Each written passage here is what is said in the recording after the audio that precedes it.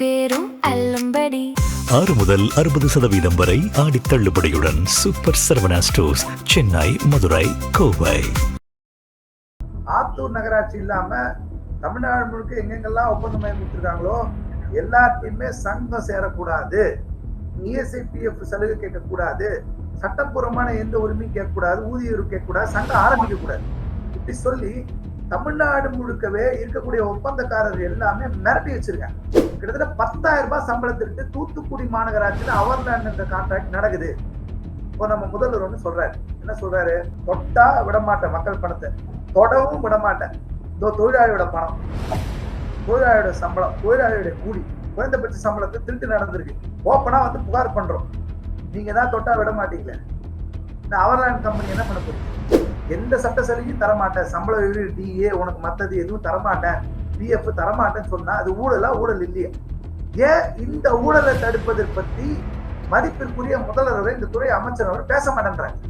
மிகப்பெரிய கொள்ளை ஊழல் சம்பளத்திற்கு ஈடுபடுவது தமிழ்நாடு முழுக்க தனியார் முதலாளிகள் மட்டுமல்ல, அரசின் கீழ் இறங்கக்கூடிய ஊராட்சி நிர்வாகம், நகராட்சி நிர்வாகம், பேரூராட்சி நிர்வாகம், மாநகராட்சி நிர்வாகம் ரோட்ல இறங்கி தூய்மை பணியாளருடைய வழி என்ன, அவன் கஷ்டம் என்ன, அவன் மாஸ்க் போறானா, கிளவுஸ் போறானா, அவன் கையில வந்து சிரிஞ்சு குத்துதா, என்னெல்லாம் குத்துதோ அங்க வந்து இருக்கக்கூடிய மூத்திரத்திலிருந்து எடுக்கிறானா, டைப்பர்ல எடுக்கிறானா, இல்ல டாய்லெட் எடுக்கிறானா, ரத்த நாப்கின் எடுக்கிறானா என்னன்னு வந்து பார்த்தா தெரியும். நாங்க வந்து பார்த்து களத்தை நின்று அவங்க கூட நின்று குரல் கொடுக்குறோம். நீங்க எங்களை எந்த பேரை வச்சு சொன்னாலும் எங்களுக்கு கவலை இல்லை. அமைச்சர் உட்பட ஏமா குழந்தைங்கலாம் கூட்டு போறீங்க, அக்கா ஏன்க்கா குழந்தைங்கலாம் கூட்டு போறீங்க, பெண்கள்லாம் ஏன் போறீங்க? வீட்டுல கஷ்டத்தை அவங்க தானே பண்றாங்க. சார் நீங்க வாட்ஸ்அப்பு மற்றதுல அசிசமா திட்டுறாங்க, உங்க குடும்பம் நல்லா இருக்குமான்னு பேசுறாங்க, பயங்கர விதவிதமா திட்டுறாங்க. அரசாங்கத்துக்கு கோரிக்கை வச்சா அந்த குடும்பம் வருத்தப்படுமா வருத்தப்படாதா? அது விஜய் குழந்தைங்கள இருந்து வந்து பேசுறாங்க, விஜய் அங்கிள் எங்க கோரிக்கை நிறைவேற்றுங்க அங்கிள், எங்க அப்பாவுக்கு பணியந்திரம் கொடுங்க கேட்கறாங்க. ஓட்டு போடுன்னு கேட்ட போது சந்தோஷமா இருந்துச்சு. அவர் என்ன சொன்னாரு? வீட்டுல போய் சொல்லுங்க, காதுல அப்படியே சொல்லுங்க, விஜய் அங்கிள் ஓட்டு போட சொல்லுங்க சொன்னாங்களா இல்ல? விசில் ஊதுங்க. இப்ப நான் அதே குழந்தைங்க தான் கேக்குது, எங்களுக்கு பணியந்திரம் கொடுத்துருங்க அங்கிள். ஏன் கேட்கல? ஆதிரை புத்தக வடிவில் திரைக்கதை புத்தகத்தை பெற டிஸ்கிரிப்ஷனில் உள்ள எண்ணிற்கு வாட்ஸ்அப் செய்யவும். வணக்கம், இது அரண்சை, நான் ஹசீன். இன்று நம்மோடு உழைப்போர் உரிமை இயக்கத்தினுடைய மாநில தலைவர் வழக்கறிஞர் பாரதி இணைந்திருக்கின்றார். அவரை வரவேற்போம். வணக்கம். சேலம் மாவட்டத்தில் இருக்கக்கூடிய ஆத்தூர் நகராட்சிக்கு உட்பட்டு பணியாற்றக்கூடிய தூய்மை பணியாளர்கள், அவர்களை வந்து அந்த பணி வழங்கி இருக்கக்கூடிய தனியார் நிறுவனம் அவர்களிடம் வந்து ஒரு பாண்ட் பேப்பர்ல கையெழுத்து வாங்கியிருக்கிறாங்க. அந்த பாண்ட் பேப்பர்ல அவர்கள் சங்கம் வைக்கக்கூடாது, போராடக்கூடாது, அவர்கள் லீவ் எடுக்கக்கூடாது, இந்த மாதிரி பல கண்டிஷன்ஸை போட்டிருப்பதாக செய்தித்தாள்கள்ல நம்ம தகவல்களை பார்க்கிறோம், செய்திகளை பார்க்கிறோம். உண்மையில நடந்தது என்ன? சேலத்துல வந்து ஆத்தூர் நகராட்சியில ஸ்டாம்ப் பேப்பர்ல வந்து கையெழுத்து போட்டு வாங்கியிருக்காங்க. அந்த வாங்கின லெட்டரை பொறுத்த வரைக்கும் நான் சட்டப்பூர்வமான எந்த சலுகையும் நான் கோர மாட்டேன். அதுலயும் குறிப்பாக என்னன்னா, கம்பெனி வந்து SR என்டர்பிரைசஸ் இந்த கம்பெனிக்கு தான் வந்து எழுதி கொடுக்குறாங்க. அதுல வந்து நான் மாத சம்பளத்தை வந்து வேலை செய்யறதுக்காக உங்ககிட்ட ஒப்பந்த முறையில வரும்போது கான்ட்ராக்ட், அதுல வந்து எனக்கு கிடைக்கக்கூடிய சட்ட சலுகைகள் வந்து என்னென்ன கிடைக்கும்ன்றது எனக்கு தெரியும். அதே நேரத்துல நான் வந்து சங்கங்களோட இறங்கி பணி நிறுத்தம் போன்ற எந்த விதமான போராட்டங்களும் நான் வந்து செய்ய மாட்டேன். எனக்கு சட்டப்பூர்வமான உரிமைகள் அப்படின்னா வந்து ஊதிய உயர்வு, விடுப்பு, DA, PF உள்ளிட்ட இதர சலுகைகள் எதுவும் கிடைக்காதுன்னு எனக்கு தெரியும். முக்கியமான பாயிண்ட் கிடைக்கும் தெரியல, கிடைக்காதுன்னு எனக்கு தெரியும். PF, DA, ஊதிய உயர்வு எந்த சலுகைகளும் எனக்கு கிடைக்காதுன்னு தெரியும். அது இல்லாம என் சங்கத்தோட இறங்கி நான் எந்த போராட்டமும் செய்ய மாட்டேன் அப்படின்னா ஒரு முழுக்க முழுக்க ஒரு கொத்தடிமையா இருக்கிறதுக்கு நாங்க ஒத்துக்கிறோம். நான் எப்படி இப்படி போன்ற வாங்குறதுக்குரிய தைரியம் எப்படி வந்துச்சு? SR என்டர்பிரைசஸ் துறையும் இந்த கம்பெனி தான் வந்து அங்க ஆத்தூர் நகராட்சியில் எடுக்கிறதா செய்தி வெளியே இருக்கு. ஸ்டாம்ப் பேப்பர் பாத்தீங்கன்னா 25/2026 இப்பதான் ரீசெண்டா வாங்கி கையெழுத்து போட்டு கொடுத்துருக்காங்க. இது வெளியில தெரிஞ்சது, ஆத்தூர் நகராட்சி வெளியில தெரிஞ்சது. ஆத்தூர் நகராட்சி இல்லாம தமிழ்நாடு முழுக்க எங்கெங்கெல்லாம் ஒப்பந்தம் மையம் கொடுத்துருக்காங்களோ எல்லாத்தையுமே சங்கம் சேரக்கூடாது, ESIPF சலுகை கேட்கக்கூடாது, சட்டப்பூர்வமான எந்த உரிமையும் கேட்கக்கூடாது, ஊதிய கேட்கக்கூடாது, சங்கம் ஆரம்பிக்க கூடாது. இப்படி சொல்லி தமிழ்நாடு முழுக்கவே இருக்கக்கூடிய ஒப்பந்தக்காரர் எல்லாமே மிரட்டி வச்சிருக்காங்க. ஸ்டாம்ப் பேப்பர்ல கையெழுத்து வாங்கியிருக்காங்க, வெறும் லெட்டர்ல கையெழுத்து வாங்கியிருக்காங்க, ஓரளா வாய்மொழி மூலமா மிரட்டி வச்சிருக்காங்க. இது தமிழ்நாடு முழுக்க ஒரு கொத்தடிமை உழைப்பு சுரண்டல் முறையை இது பகிரங்கமா இந்த ஸ்டாம்ப் பேப்பர் வெளியில வந்தானே வெளியே வந்துருக்கு. ஆக்சுவலா என்ன, நீங்க உள்ள போய் அரசாங்க ஆய்வு மேற்கொண்டாலோ இந்த நகராட்சி கமிஷன், மாநகராட்சி கமிஷன், பஞ்சாயத்துல எல்லா இடத்துலயும் போனாலோ இது ரொம்ப சாதாரணமா நடக்கிறது. இது போன்ற விஷயம் என்னன்னா, ரொம்ப துரதிருஷ்டம் என்னன்னா, ஊடகங்கள், பத்திரிகைகள், இல்ல பொது சமூகம் இது எதுவுமே இதை அதிகமா கான்சன்ட்ரேட் பண்ணி விவாதத்துக்குள்ள கொண்டு வருது. ரொம்ப ரொம்ப துரதிருஷ்டம் என்னன்னா, முதல்வர் எங்க போறாரு, இல்ல யார் எங்க ரீல்ஸ் போடுறாங்க, என்ன மாதிரி இருக்கு, வேற வேற விஷயங்கள் எல்லாமே கொடுக்கக்கூடிய முக்கியத்துவம் உழைக்கும் மக்கள், குப்பை அள்ளி குறைக்கிறவங்க, சாதாரண எளிய மக்கள் இதை விஷயத்தை இப்ப நீங்க கேள்வி கேட்டாலும் விமர்சனம் பண்ணுவாங்க. நம்ம இது வந்து இப்படி நடந்திருக்கே நீங்க கேள்வி கேட்கலன்னு சொன்னா, நீ கடந்த 5 வருஷத்துக்கு முன்னாடி கேட்டியா, அதுக்கு 10 வருஷத்துக்கு முன்னாடி கேட்டியா, இந்த இதுக்கு போவாங்க. இன்னொரு விஷயம் சொல்லணும். 2 நாளுக்கு முன்னாடி தூத்துக்குடி மாநகராட்சியில தொழிலாளிங்க போராடுறாங்க.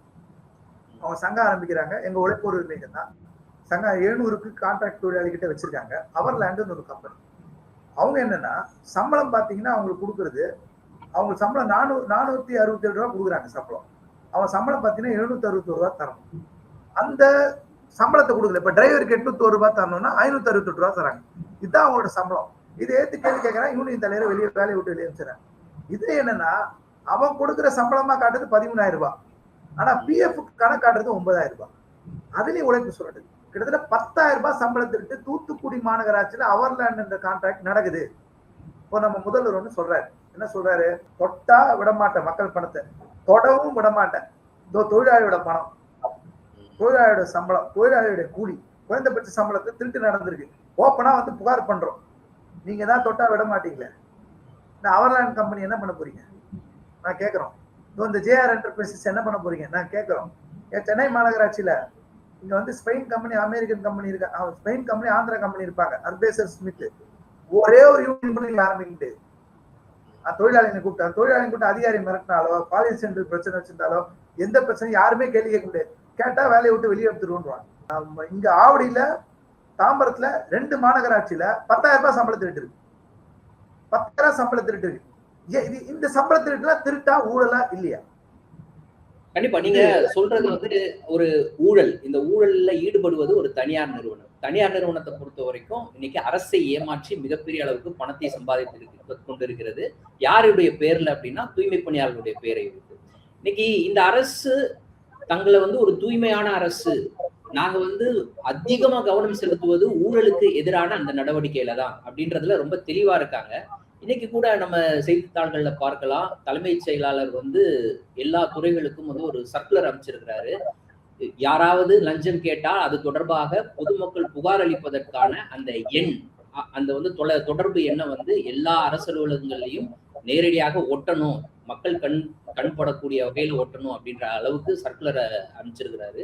இதையெல்லாம் வைத்துதான் வந்து இந்த அரசு வந்து ஊழலுக்கு எதிரானது, லஞ்சத்துக்கு எதிரானதுன்னு பயங்கரமா இன்னைக்கு அதை வந்து ஒரு ப்ரொபகேண்டாவா எடுத்துட்டு போறாங்க. வெறும் தாவேகா அரசு மட்டும் கிடையாது, தாவேகா ஆதரவாளர்களாக இருக்கக்கூடியவர்கள், ஒரு சில ஊடகங்களும் கூட அதை எடுத்துட்டு போறாங்க. பட் இந்த மாதிரியான விஷயங்கள் இவ்வளவு பெரிய அளவுக்கு மக்களை சுரண்டி அதன் மூலமாக பணம் சம்பாதிக்கக்கூடிய, அதன் மூலமாக ஊழல் செய்யக்கூடிய இந்த தனியார் நிறுவனங்கள் செய்வதெல்லாம் ஊழலே கிடையாதா? இவர்கள் கண்ணில் படுறது இல்லையா?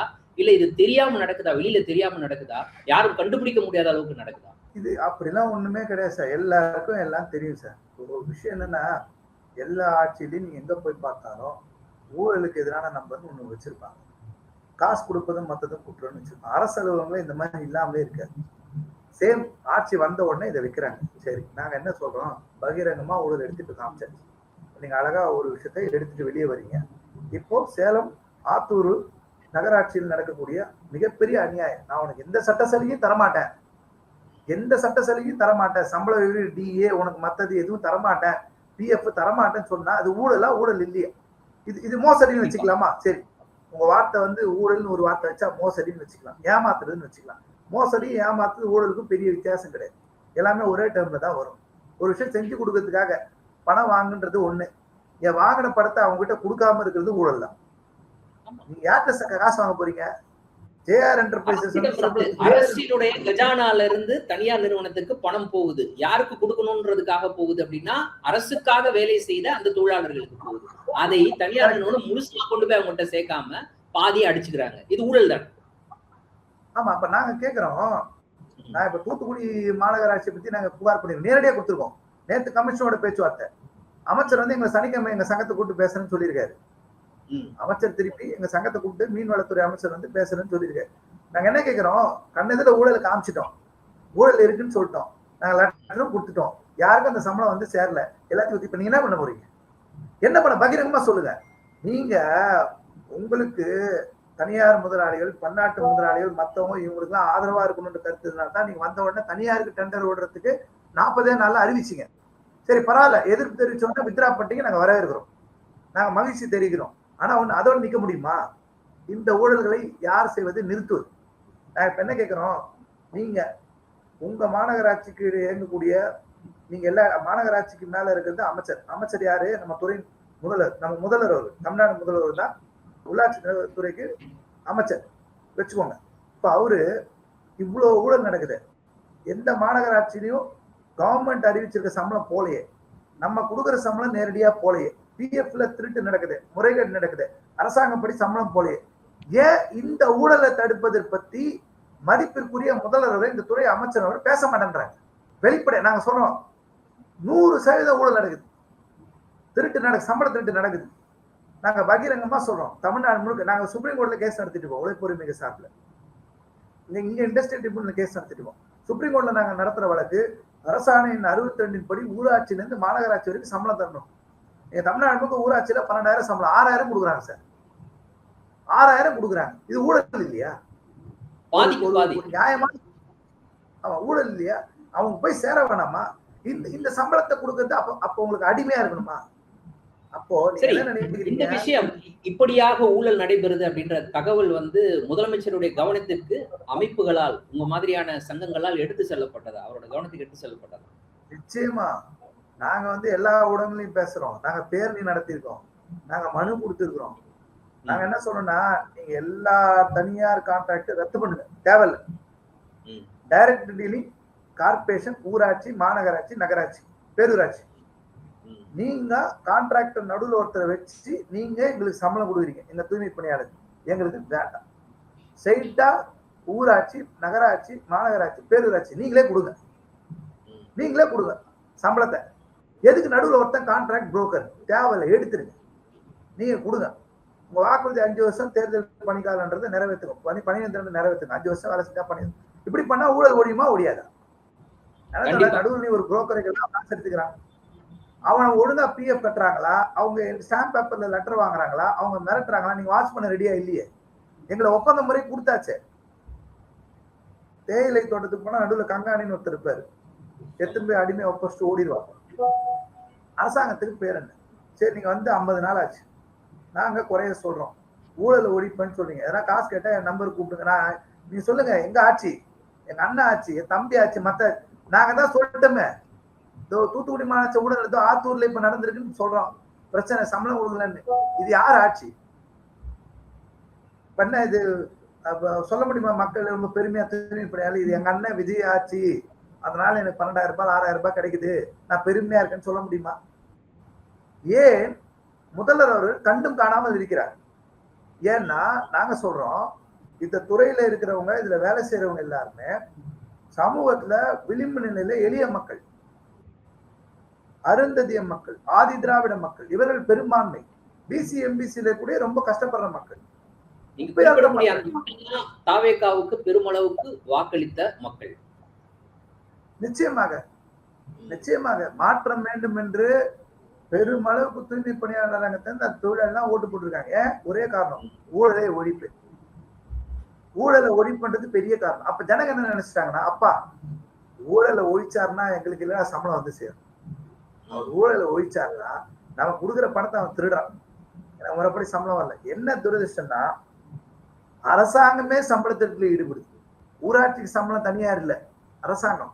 மிகப்பெரிய கொள்ளை ஊழல் சம்பளத்திற்கு ஈடுபடுவது தமிழ்நாடு முழுக்க தனியார் முதலாளிகள் மட்டுமல்ல, அரசு, அரசின் கீழ் இயங்கக்கூடிய ஊராட்சி நிர்வாகம், நகராட்சி நிர்வாகம், பேரூராட்சி நிர்வாகம், மாநகராட்சி நிர்வாகம், அவர்கள் ஏன் இந்த ஊதியத்தை அவர்களுக்கு வழங்குவதில்லை சட்டப்படி என்று சொல்றதுக்கு காரணம் இல்ல.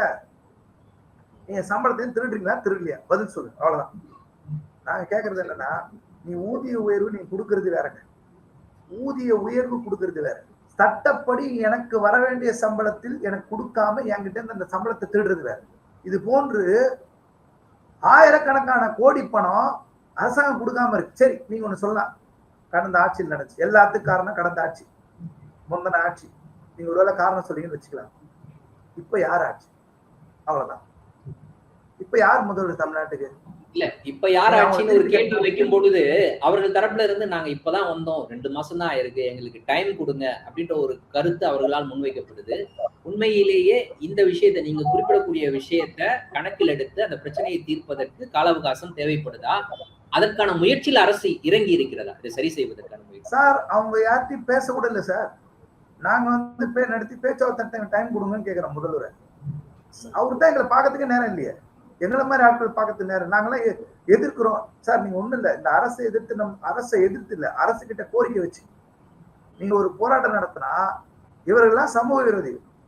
நீங்க எதிர்கட்சி தூண்டுதல்ல பண்றீங்க, சூழ்ச்சி பண்றாங்க. நீங்க அதுக்கு பலியாக கூடுதலா இப்ப இன்னொன்னு பரப்பப்படுது என்னன்னா, இதுல மாவோயிஸ்டுகள் ஊடுருவல் அவர்களுடைய தலைமையில தான் இது நடக்குது அப்படின்ற மாதிரி சமீபங்கள்ல சிலர் பேசுறதுக்கு நான் கேட்டேன். சார், குறிப்பா ஒண்ணு சொல்லணும்னா, இந்த சமூகத்துல ஒடுக்குமுறை அடக்குமுறைக்கு எதிராக இறுதி வரை போராடுறதும், உயிர் தியாகம் பண்றதும், தன்னுடைய வாழ்க்கையை தியாகம் பண்றதும் இருக்கிறதுனா இடதுசாரிகள் இருப்பாங்க, அம்பேத்கரிஸ்டுகள் உருவாங்க, முற்போக்காளர்கள் உருவாங்க. இதெல்லாம் தான் உண்மை. ஜனநாயக சக்திகள் உருவாங்க.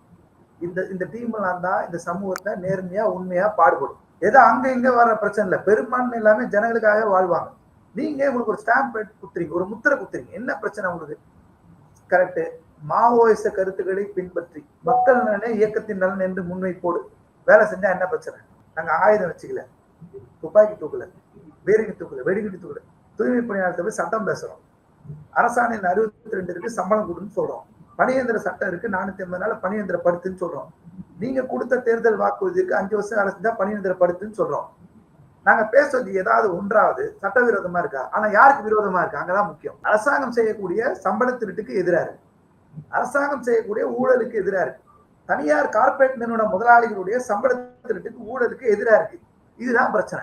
அப்ப இதை எதிர்த்து கேள்வி கேட்டால், இதை எதிர்த்து செஞ்சா அவன் லாப வெறிக்காக, அவன் மக்களை அடிப்பதற்காக, உயிரோடு அவங்க சம்பளம் கொடுப்பா கொள்ளையடிப்பதற்காக இதை செஞ்சா நீங்க மாவோயிஸ்டுகள் சொல்லி முத்திரை குத்துறீங்கன்னா குத்திட்டு போங்க.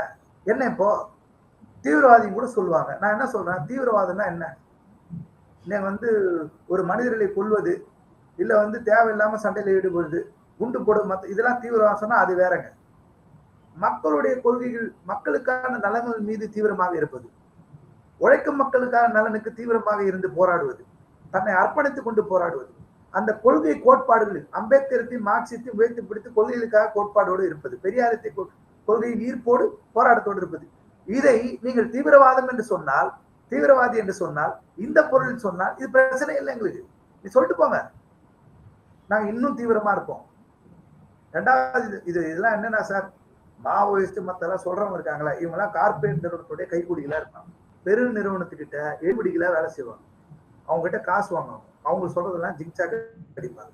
அப்படி நீலாம் சொன்னாதான் அரசாங்கம் செய்யக்கூடிய அநீதிகளுக்கு எதனா துணை போவாங்க.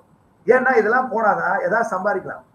ரோட்ல இறங்கி தூய்மை பணியாளரோட வழி என்ன, அவன் கஷ்டம் என்ன, அவன் மாஸ்க் போறானா, கிளவுஸ் போறானா, அவன் கையில வந்து சிரிஞ்சு குத்துதா, என்னெல்லாம் குத்துது, அங்க வந்து இருக்கக்கூடிய மூத்திரத்துல எடுக்கிறானா, டைப்பர்ல எடுக்கிறானா, இல்ல டாய்லெட் எடுக்கிறானா, ரத்த நாப்கின் எடுக்கிறானா, என்னன்னு வந்து பார்த்தா தெரியும். நாங்க வந்து பார்த்து களத்தை நின்று அவங்க கூட நின்று குரல் கொடுக்குறோம். நீங்க எங்களை எந்த பேர் வச்சு சொன்னாலும் எங்களுக்கு கவலை இல்லை. நாங்க பகத்சிங் அம்பேத்கர் வாரிசுகள், மார்க்ஸ் வாரிசுகள். நீங்க என்ன வேணா பேசிட்டு போங்க, நாங்க நிப்போம். நீ சொல்றவன் யாருன்னு எங்களுக்கு தெரியும், நீங்க இப்படி சொல்றவங்க எல்லாம் நீங்க யாருன்னு எங்களுக்கு தெரியும், உங்க முகம் என்னன்னு எங்களுக்கு தெரியும், எந்த நேரத்துல ரைட்டு பேசுவீங்க, எந்த நேரத்துல லெப்ட் பேசுவீங்க, எந்த நேரத்துல என்ன பேசுவீங்கன்னு எங்களுக்கு தெரியும். நாங்க ஒரே பேசுதான். நாங்க நீங்க எடப்பாடி ஆட்சியா இருக்கட்டும், ஸ்டாலின் ஆட்சியா இருக்கட்டும், விஜய் ஆட்சியா இருக்கட்டும், எங்களுக்கு ஒரே பேசுதான். எங்க மினிமம் வேஜஸ் ஆக்ட் சம்பளம், எங்க பணி நிரந்தரம், ஏன் தனியார் மயம் படுத்துறீங்க, எதிர்ப்பு எங்க அடிப்படை வசதி, பெண்களுக்கு ஏன் கழிப்பறை இல்லை, ஏன் இஎஸ்ஐ வசதி இல்லை, ஏன் பிஎஃப் இல்லை, ஏன் மகப்பேறு விடுப்பு இல்லை, ஏன் வார விடுப்பு இல்லை, ஏன் தேசிய விடுப்பு இல்லை, ரெஸ்ட் ரூம் இல்ல, ஓய்வறை இல்ல. இதெல்லாம் கேட்கணும்னு நினைக்கிறது எங்களோட கடமை, நாங்க செய்வோம். சரி, தூய்மை பணியாளர்கள் தொடர்பாக இவ்வளவு பிரச்சனை இன்னும் நீடித்து கொண்டிருக்கிறது. அது ஒரு புறம் இருக்க, இன்னைக்கு டாஸ்மாக் ஊழியர்களுடைய நிலையில ஏதேனும் மாற்றம் ஏற்பட்டிருக்கா? ஏன்னா புதிய ஆட்சி அமைந்து 2 மாதம் கடந்து விட்டது. தேர்தலுக்கு முன்னர் வந்து தாவேகா அரசு, அதற்கு முந்தைய அரசு மீது தாவேகா கட்சி வந்து அந்த முந்தைய அரசு மீது வைத்த மிகப்பெரிய குற்றச்சாட்டு, டாஸ்மாக்ல வந்து எம்ஆர்பிக்கு அதிகமாக 10 ரூபாய் வசூல் செய்கிறார்கள் அப்படின்னு. வந்து 2 மாசம் ஆயிடுச்சு. ஏதாவது மாற்றம் ஏற்பட்டிருக்கிறதா? அவர்களுடைய டாஸ்மாக் ஊழியர்களுடைய அந்த நிலையில ஏதாவது மாற்றம் ஏற்பட்டிருக்கா? இந்த 10 ரூபாய் கூடுதலா வாங்குறது நிறுத்தப்பட்டிருக்கா? என்ன நடந்துட்டு இருக்கு சார்? அவங்க லைஃப்ல பெரிய சேஞ்ச் இல்ல. முக்கியமா வந்து இப்போ வந்திருக்கக்கூடிய தாவேகா அரசு அவர்களுக்கு வந்து 3500 4300 சம்பள உயர்வு ஏற்படுத்திருக்காங்க. அவங்க என்ன சொல்றாங்கன்னா, நாங்க கடந்த 23 வருஷத்துல இல்லாத சம்பள உயர்வு அறிவிச்சிருக்கோம். 23 வருஷத்துல இல்லாத சம்பள உயர்வு நீங்க பாருங்க, எவ்வளவு பெரிய சம்பள உயர்வை முதல்வர் கொடுத்திருக்காரு. என்னன்னா, போன தடவை 14,000 ரூபாய் கொடுத்து அவன் பிடித்த போக 11,000 ரூபாய் கையில வரும். இப்ப 17,000 ரூபாய் கொடுத்து 14,000 ரூபாய் கையில வரும். அவ்வளவுதான் டிஃபரன்ஸ். ஒன்னும் 14,000 ரூபாய் கையில வரும். நாங்க வந்து அமைச்சரை பார்த்து ஒரு கேள்வி கேட்டோம் கூடத்துல. 11,000 ரூபாய் நீங்க ஒரு மாசம் வாழ்ந்து காட்டுருங்க. அவர் ரொம்ப வருத்தம் அடைஞ்சிட்டாரு. அவர் கோபம் அடைஞ்சிட்டாரு. பேட்டிகள்லாம் கூட சொன்னார். என்ன இப்படி கேட்டாங்க, 11,000 ரூபாய்ன்றது கஷ்டம் தான், ஆனா அவங்க எல்லாம் திருந்தாம இருக்கிறதுக்காக தான் இந்த போராட்டம் நடத்துறாங்க. அவங்க வந்து சம்பள உயர்வு கேட்கணும், பணி எந்திரம் கேட்கணும், அதுக்கு பதிலாக பாட்டில் விற்கிறதுக்காக தான் அதெல்லாம் பண்றாங்க.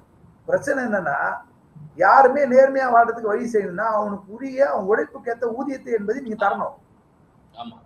நீங்க அவனை தனியா பொறுப்பாக்கிட்டு நீங்க வந்து தள்ளி விடுறீங்க. என்ன பிரச்சனைனா, இந்த சம்பள உயர்வு கொடுத்தாலும் அவனை நீங்க யோசிச்சு பாருங்க.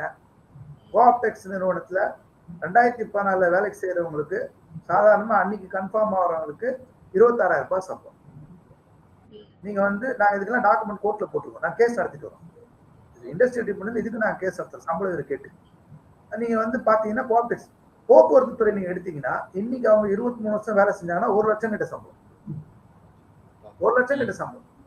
இப்போ நீங்க 23 வருஷத்துக்கு தாங்கி நிற்பதே டாஸ்மாக். அவங்க என்ன சொல்றாங்கன்னா, சம்பளம் வந்து உனக்கு 560 கோடி ஆகும், எக்ஸ்ட்ரா 118 கோடி ஆட் பண்ற மாதிரி இருக்கும். நாங்க என்ன சொல்றோம், தீபாவளி பொங்கல் போனஸ்க்கே 1000 1500 கோடி வருது. இவங்க உழைச்சி வருது. ஒரு கூடுதல் வருமானம் வருது, அரசு வருது. நீங்க அந்த 1000 கோடி ஒதுக்குனாலே எங்க சம்பளம் மாறிடும். நீ 100 கோடி ஒதுக்குனா 3000னா, நீங்க 1000 கோடி ஒதுக்குனீங்கன்னா நாங்க ஆட்டுக்கு 30,000 சம்பளம் வருவோம். ஆண்டு முழுசா அவங்களுக்கு செலவு பண்ணக்கூடிய அந்த சம்பள தொகையை அவங்க ஒரே ஒரு சீசன்ல அவங்க லாபமா எடுத்து கொடுக்குறாங்க. சார் இப்ப என்னன்னா, நீங்க பாக்ஸ் வந்து இறக்கி வைக்கிறாங்கல்ல, பாக்ஸ் கேஸ் வந்து இறக்கி வைக்கிறாங்க. அவங்க இறக்குறவங்களுக்கு இப்பதான் காசு. ஒரு காலி பாட்டில் திரும்ப பெரு திட்டம்னு ஒரு திட்டம் இருந்துச்சு. ஊழியர்கள்லாம் இப்ப கடையே 10க்கு 10 தான் இருக்கும். அந்த பாட்டில் எல்லாம் வைக்கணும். அந்த எச்சியில கொசு வந்தாலும் ஈ வந்தாலும் அந்த நோய் பரவும். கடையில இடம் இல்ல. ஹைகோர்ட் பாட்டு சொல்லிட்டு இருந்துச்சுன்னு உடனே இவங்க தொழிலாளர் ஊழியரை பயன்படுத்தி பண்ணாங்க. அமைச்சர் வந்தவொன்னு என்ன சொன்னார்னா, இவங்க சொல்ற செய்வாங்களே, நான் ஜூன் மாசத்துக்குள் இந்த பிரச்சனையை முடித்து விடுகிறேன். எது? காலி பாட்டில் திரும்ப பெறும் திட்டத்தை பணியாளர்கள் வாங்க மாட்டார்கள். இது பயங்கரமா அறிவிச்சார். 4 நாள் ஸ்ட்ரைக் நடந்தது தமிழ்நாட்டில். அறிவிச்சாங்க. அறிவிச்ச பிறகு இதோ ஜூலை மாசம் வந்துருச்சு. 2-3 மிஷின்லாம் எடுத்துட்டு வந்தாங்க. குடிச்சிட்டு இவன் 10 ரூபாய்க்கு போய் போட்டு ஸ்கேன் எல்லாம் பண்ணி பாட்டில போட்டு 10 ரூபா வருமா. ஜனங்கள்லாம் போய் டென்ஷன் ஆயிட்டாங்க. இப்ப என்னன்னா, அந்த காலி பாட்டில் திரும்ப பெறும் திட்டத்துக்கு இந்த பதிலே இல்லை. அடுத்து நாங்க எங்க சங்கம் சார்பா 10ஆம் தேதி போராட்டம் அறிவிச்சோம். குடியேறும் போராட்டம் மாவட்ட மேல 25 மாவட்டத்துல பண்ணோம். 5000 மேற்பட்டவர் கலந்துக்கிட்டாங்க. அரசாணை பெண்கள் குழந்தைகள் இந்த போராட்டத்தை கலந்துக்கிட்டாங்க. முதல் முறையாக பெண்கள் குழந்தைகள் அதிக அளவில் தமிழ்நாடு டாஸ்மாக் விற்பனையாளர் நலச்சங்க சார்பில் கலந்துக்கிட்டாங்க. ஈரோடுல 5 நாள் ஸ்ட்ரைக் நடந்தது. எங்க சங்கத்தோட போய் பெண்களோட போய் அமைச்சரை சந்திக்கிறாங்க. அமைச்சர் என்னன்னா, அன்னைக்கு காலையில என்ன சொல்றாருன்னா, இது எதிர்கட்சி தூண்டுதல், சூழ்ச்சிக்கு பலியாவாதீங்க, உங்க மேல அடுத்து உங்களுக்கு விளைவுகள் தெரியாம நீங்க எல்லாம் செஞ்சுட்டு இருக்கீங்க. அந்த பெண்கள் கேட்கறாங்க, உங்களை நாங்க கெஞ்சி கேட்கிறோம், கையெடுத்து கும்பிடுறோம், பணியேந்திரம் மட்டும் எங்களுக்கு கொடுத்துருங்க. நாங்க என்ன சொல்றோம், எங்க சங்கத்தரத்துல இருந்து, நீங்க கொடுத்துருக்க ஊதிய ஒரு ஏமாற்றம், 23,000 தொழிலாளிக்கு நீங்க செஞ்சிருக்கிறது ஏமாற்றம், கண் துடைப்பு. இது வந்து பத்தாதுங்க.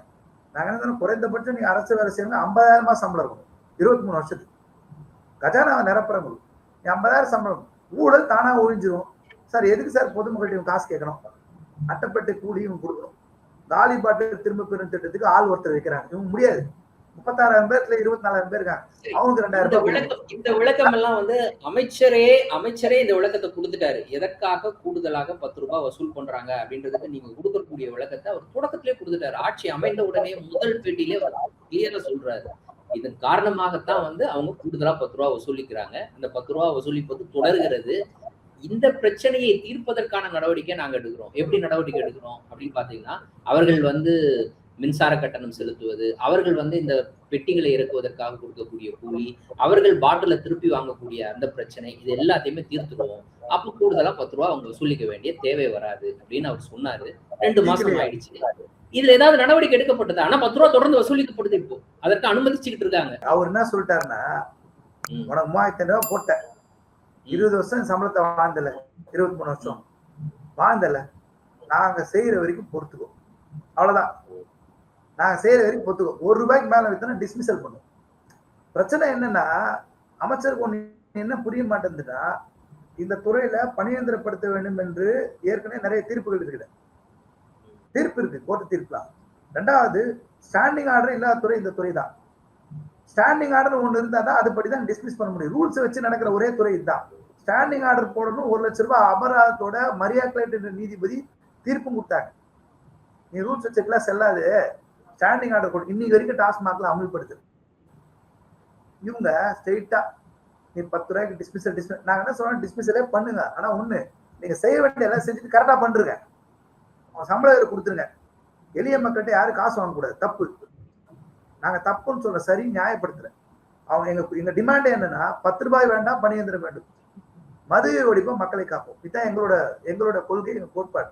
அப்ப நீங்க அமைச்சர் என்ன பண்றாருன்னா, நான் வந்து இந்த சம்பளம் கொடுத்ததே பெரிய விஷயம், இவ்வளவு நாள் இந்த கனவு நிறைவேறிச்சு, நாங்க என்ன கேட்ட எந்த சங்கத்தை கூப்பிட்டு நீங்க பேச்சுவார்த்தை நடத்துங்க சார், நீங்க சம்பள உயர்வு அறிவிச்சீங்க, ரொம்ப நாள் வச்ச டிமாண்ட் உங்களுக்கு இதுதான். நான் அதனால இந்த கோரிக்கையை நாங்க அமைச்சர் முதல்வர் ஏத்திட்டார், செஞ்சுட்டார். யார் வச்ச கோரிக்கையை நீங்க ஏத்துக்கிட்டீங்க? மினிஸ்டர் வச்ச கோரிக்கையை முதல்வர் ஏத்துக்கிட்டாரா, இல்ல டாஸ்மாக் எம்டி வச்ச கோரிக்கையை மினிஸ்டர் ஏத்துக்கிட்டு முதல்வர் செய்ய சொன்னாரா? யார் வச்சது? பணியாளர் வச்சவங்க யாரு? பேர் என்ன? எந்த சங்கம்? எங்களுக்கு தெரிஞ்ச வரைக்கும் எந்த சங்கமும் இந்த சம்பளம் இருக்கு டிமாண்டே வைக்கல. எல்லாரும் கேட்கறது பணியந்திரம் தான். இத்தனை 23 வருஷத்துக்கு டைம் ஸ்கேல் சேலரி தான் எல்லாருமே. காலமுறை ஊதியம் தான் எல்லாம் கேட்கறாங்க. எந்த சங்கமும் ஒரே ஒரு சங்கம் உட்பட கோரிக்கை நீங்க 3500 ரூபாய் கொடுங்க ஏன்னு கேட்கல. நான் சொல்றேன், ஜனநாயக விரோதமா இல்லையா இந்த சங்கங்கள் கூட்டு பேசாம சம்பளம் அடிக்கிறது? என்ன யார் இவங்க? டாஸ்மாக் தானே சார். இந்த துறையிலையும் 50% ஒடுக்கப்பட்ட சமூகத்துல வேலை செய்யறாங்க. ஒரே ஒரு பிராமண சமூகத்துல இருந்து யாரும் வேலைக்கு செய்யல. எனக்கு தெரிஞ்சு எஃப்சி கம்யூனிட்டில யாருமே வேலைக்கு செய்யல. இதுவும் வந்ததெல்லாம் பார்த்தா பாவம் கிராஜுவேட்ஸ், படிச்சு முடிச்சவங்க, பட்டதாரி நிறைய பேர் இருக்காங்க. இதுல நிறைய பேர் இருக்காங்க. அவங்க கவர்மெண்ட் ஜாப்ல நீங்க போயிருந்தா வேற சம்பளம். இந்த 17,000 ரூபாய் 14,000 ரூபாய் 23 வருஷம் சார், 365 நாமும் அரசு ஊழியராகும் அப்படின்ற ஒரு எண்ணத்துலதான் 20 வருஷத்துக்கு முன்னாடி சேர்ந்தவங்க எல்லாம் இன்னும் வரைக்கும் கான்ட்ராக்ட்லயே இல்லைன்னா நிரந்தரப்படுத்தப்படாமலேயே வேலை செஞ்சுக்கிட்டு இருக்காங்க. அதனாலதான் இப்ப எங்க போராட்டத்துல பெண்கள் கலந்துக்கிறாங்க, குழந்தைங்க கலந்துக்கிறாங்க. இதுதான் அப்செட் ஆகுறாங்க. அமைச்சர் உட்பட, ஏமா குழந்தைங்க எல்லாம் கூட்டு போறீங்க? அக்கா ஏன்க்கா குழந்தைங்க எல்லாம் கூட்டு போறீங்க? பெண்கள் எல்லாம் ஏன் போறீங்க? வீட்டுல கஷ்டத்தை அவங்க தானே படுறாங்க சார். நீங்க வாட்ஸ்அப் மத்ததுல அசிசியமா திட்டுறாங்க, உங்க குடும்பம் நல்லா இருக்குமான்னு பேசுறாங்க, பயங்கர விதவிதமா திட்டுறாங்க. அரசாங்கத்துக்கு கோரிக்கை வச்சா அந்த குடும்பம் வருத்தப்படுமா வருத்தப்படாதா? அது விஜய் குழந்தைங்க இருந்து வந்து பேசுறாங்க, விஜய் அங்கிள் எங்க கோரிக்கை நிறைவேற்றுங்க அங்கிள், எங்க அப்பாவுக்கு பணியந்திரம் கொடுங்க கேட்கறாங்க. ஓட்டு போடுன்னு கேட்ட போது சந்தோஷமா இருந்துச்சு. அவர் என்ன சொன்னாரு, வீட்டுல போய் சொல்லுங்க, காதுல அப்படியே சொல்லுங்க, விஜய் அங்கிள் ஓட்டு போட சொல்லுங்க. சொன்னாங்களா இல்ல? விசில் ஊதுங்க. இப்ப நான் அதே குழந்தைங்க தான் கேக்குது, எங்களுக்கு பணியந்திரம் கொடுத்துருங்க அங்கிள். ஏன் கேட்கல? நாங்க போராட்டத்தின் மூலமா தான் விசில் ஊதணும், வேற வழியே இல்லை. நாங்க போராட்டம் தான் எங்களோட விசில். ஒரு பாயிண்ட் என்னன்னா, கூடியவரில் எல்லா ஊழியர்களையும் திரட்டி தமிழ்நாடு முழுக்க டாஸ்மாக் கடைகளே மூடப்படும். எங்களுக்கு பணியந்திரம் சம்பள ஒரு கோரிக்கை நிறைவேறலைன்னா நாங்கள் பகிரங்கமாக சொல்கிறோம், தமிழ்நாடு முழுக்க ஊழியர்களை குடும்பங்களை திரட்டி நாங்கள் டாஸ்மாக் கடை வேலை நிறுத்த போராட்டம் இல்லை நடத்தும். நிச்சயமா உங்க வீடியோ கவர்மெண்ட்டுக்கு போவோம், டாஸ்மாக்கும் போவோம். நாங்க உறுதியா சொல்றோம், நாங்க வெளியிருந்து போவோம். கடைகள் மூடப்படும். எத்தனை கோடி நஷ்டம் ஆப்பா? என்ன பால் வியாபாரமா? அது மெடிசின் வியாபாரமா? மக்களுக்கு கொடுக்குற உள்ள கொடுக்குற விஷம் தானே. நின்னா என்ன ஆகும்? சம்பளம் கிடைக்கட்டுமே. எளிய மக்கள் அவர்களினுடைய அந்த துறை சார்ந்து முன்வைக்கக்கூடிய கோரிக்கைக்காக முன்னின்று போராட்டத்தை எடுத்துட்டு வரீங்க. உங்க போராட்டங்கள் வெற்றியடைய என்னுடைய வாழ்த்துக்களை தெரிவித்துக் கொண்டு, இன்றைய தினம் எங்களோடு இணைந்து பல்வேறு தகவல்களையும் கருத்துக்களையும் பகிர்ந்து கொண்டமைக்காக நன்றியையும் தெரிவித்துக் கொள்கிறேன். நன்றி. மீண்டும் ஒரு நேர்காணலில் சந்திப்போம். நன்றி நண்பர்கள். தள்ளுபடி அத்தனை பேரும் அல்லும்படி 6 முதல் 60% வரை ஆடி தள்ளுபடியுடன் சூப்பர் சரவணா ஸ்டோர்ஸ், சென்னை, மதுரை, கோவை. அரண்சை நண்பர்களுக்கு வணக்கம். அரண்சை ஊடகம் சுயேட்சையாக இயங்குவதற்காகவே உருவாக்கப்பட்டது. நாம் செய்கிற வேலை உண்மையிலேயே மக்களுக்காக செய்கிறோம் என்பதை நீங்கள் நம்பினால், வாய்ப்பு இருந்தால் இந்த ரேசர் பே QR கோடுக்குள்ளே நீங்கள் அதை ஸ்கேன் பண்ணி எங்களுக்கு உங்களால் இயன்றதை விருப்பம் இருந்தால் ஆதரவு தெரிவிக்கலாம்.